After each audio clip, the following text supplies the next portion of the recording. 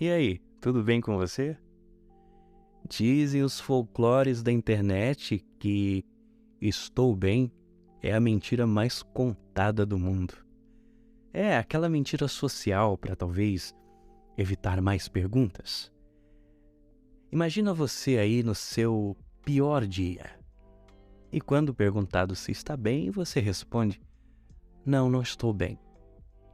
E aí te perguntam: Mas por que você não está bem? E você começa: Bom, tive um pequeno acidente no trabalho, discuti com um colega, isso atacou minha ansiedade, me gerou sintomas de, sei lá, gastrite, que me irrita também. E isso me fez discutir com a minha esposa ou marido, que acabou descontando nos nossos filhos, etc, etc.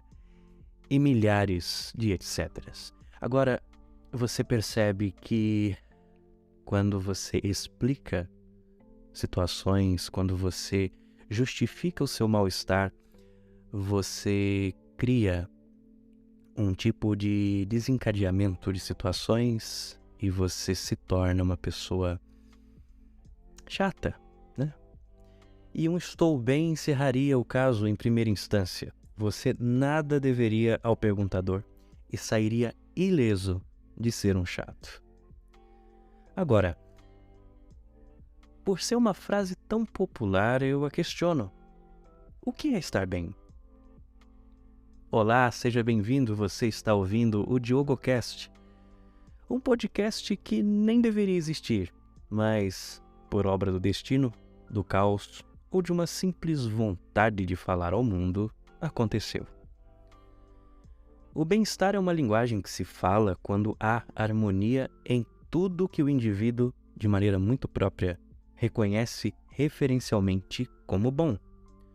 Como se todos os seus planetas de seu pequeno sistema solar se alinhassem e fizessem um cordão de múltiplos pingentes dourados num pescoço existencial. Mas a gente sabe que não funciona assim.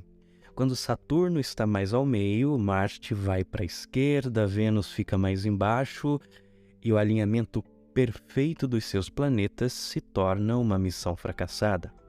Pois na vida, o alinhamento ou a harmonia do que consideramos bom é praticamente impossível.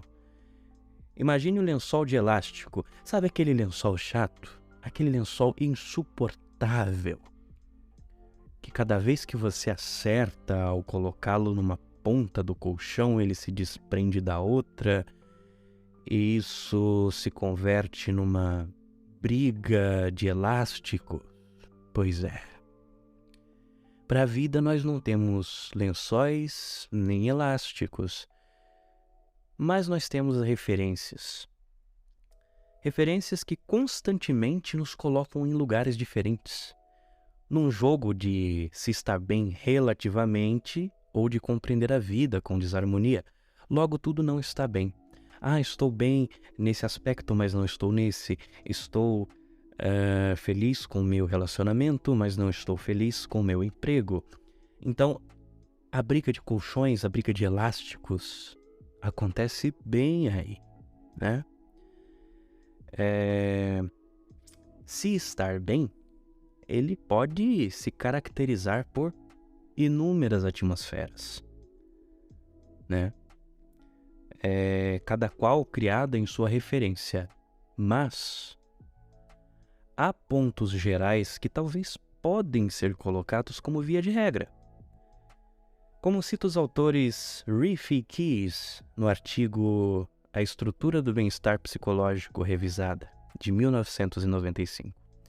E ele pontua algumas qualidades em fatores específicos que se tem como disposições ligadas ao bem-estar, né? Por exemplo, a sensação de se ter controle sobre o ambiente. Ele é onde o indivíduo se torna uma espécie de deus do próprio cosmo.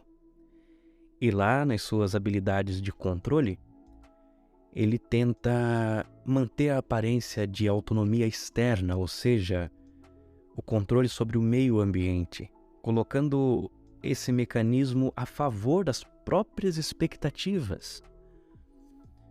Mas o que há de interessante nesse tópico é que a frase sensação de se ter controle, já que essa é a frase que foi colocada pelo autor do artigo, não é? A sensação de se ter controle sobre o ambiente, ela já nos dá uma pista muito precisa de que isso é um eterno coloca lençol e arruma elástico, porque sensação, na própria palavra, não necessariamente condiz com a verdade do que se é, do que se ocorre, né?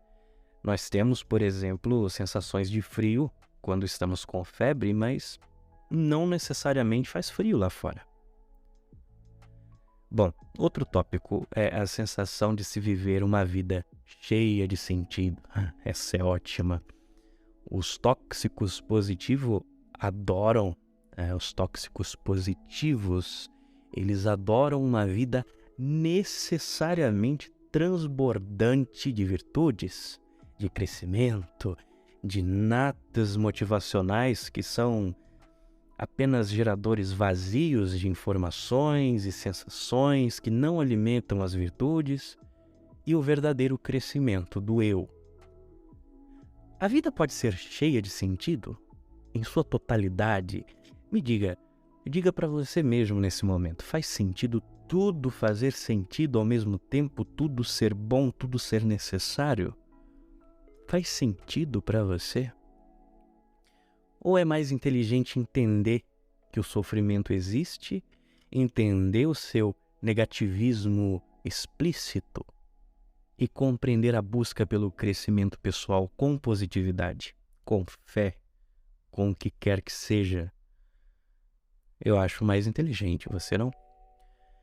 Outro tópico que ele coloca aqui é a busca de crescimento pessoal. Você percebe que não existe nenhuma sensação ou qualquer outra coisa que simule, mas sim o fato. Você percebe que essa frase carrega uma exatidão, uma definição. Ela é uma afirmação bastante convincente que se distancia muito de uma sensação supérflua que não atinge o cerne da sua existência. Crescer pessoalmente pode ser incrivelmente relativo. Posso eu ser grande numa casa pequena, com uma família pequena, com um salário pequeno, desde que isso seja para mim a plenitude do crescimento pessoal, dependendo das minhas ambições. Mas, independente disso, continua sendo legítimo, uma vez que isso nos ocorre segundo as nossas próprias referências e acordo que nós fazemos intimamente. Ou seja, o crescimento pessoal não necessariamente está ligado ao contexto padronizado que as pessoas criaram na teia da sociedade. Um tópico muito interessante, que não foi colocado por ele, mas por um médico, um psiquiatra estadunidense, o Dr. Robert G. Waldinger. Ele é um psiquiatra. Ele fez uma pesquisa com alguns pacientes em 1938. E nós estamos falando de um tópico muito interessante, que são as relações sociais positivas. Certo? Então, isso contribui e muito para o bem-estar geral. Acompanhe o que eu vou dizer. Esse cara, ele fez uma pesquisa com seus pacientes em 1938. Na verdade, ele iniciou uma pesquisa. E um grupo de pesquisadores de Harvard decidiu iniciar um programa para acompanhar a vida de jovens até a idade mais avançada deles. E isso era feito com entrevistas periódicas e tudo mais. A ideia ali era entender como a qualidade de vida dessas pessoas, ela evoluiria durante os anos. Com o convívio desses monitorados, com pessoas afetuosas, com pessoas amigáveis e afins. E como estamos falando de pessoas, outras não tiveram felicidade em seus encontros durante a vida. Isso começou com mais de 700 pessoas.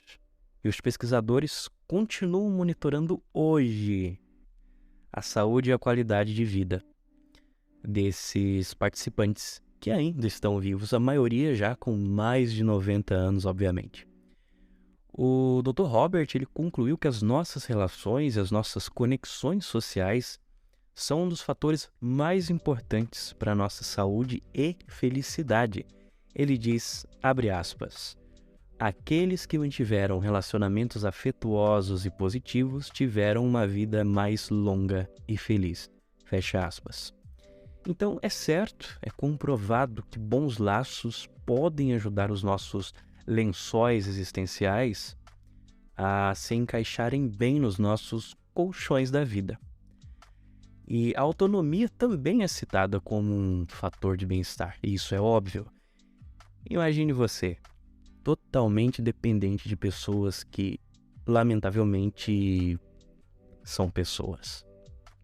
Sim, o ser humano é o que há de mais instável dentro da sua própria mente. Parafraseando Heráclito, o homem ele não pode entrar no mesmo rio duas vezes, pois não será o mesmo rio, nem o mesmo homem.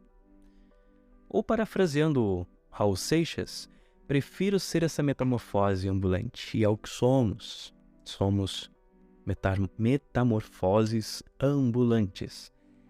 Aquele que lhe provém hoje, o que lhe entrega hoje, pode não entregar amanhã. Ele está suscetível a isso porque simplesmente é humano. Aquele que o carrega hoje nos braços, ele pode tropeçar numa pedra, acompanha a metáfora, ele pode tropeçar numa pedra no meio do caminho e te lançar na lama da existência. Então eu digo, eu creio com todas as forças que a autonomia é sim um caminho pavimentado para se estar plenamente bem. E eu super concordo com isso. Eu acho que a autonomia, ser dono de si, compreender as faculdades e os méritos que o colocam como dono de si, é o que há de melhor para se estar bem, né? Para Platão, a excelência, que pode ser traduzida como bem-estar, ela estava ligada a desejar a felicidade sem se tornar escravo dela. Perceba, nós estamos adoecidos pelas correntes que nos arrastam rumo à felicidade. Repetirei porque eu acho essa frase necessária. Estamos adoecidos pelas correntes que nos arrastam rumo à felicidade. Nós estamos adoecidos por compreender que a felicidade do outro é um padrão de felicidade. Estamos doentes porque buscamos uma referência alheia, porque olhamos com os olhos dos outros o rumo para as nossas vidas e esquecemos com frequência que são as nossas vidas. Fica essa última lição aí para você. Não se veja com os olhos alheios, aceite os conselhos, aceite as críticas, mas se olhe sempre com os seus olhos. Muito obrigado por ouvir até aqui. Foi muito importante para mim que isso tenha sido minimamente interessante para você. E se você acha que isso pode ser interessante para outra pessoa, compartilha aí, manda para ela, talvez ela goste.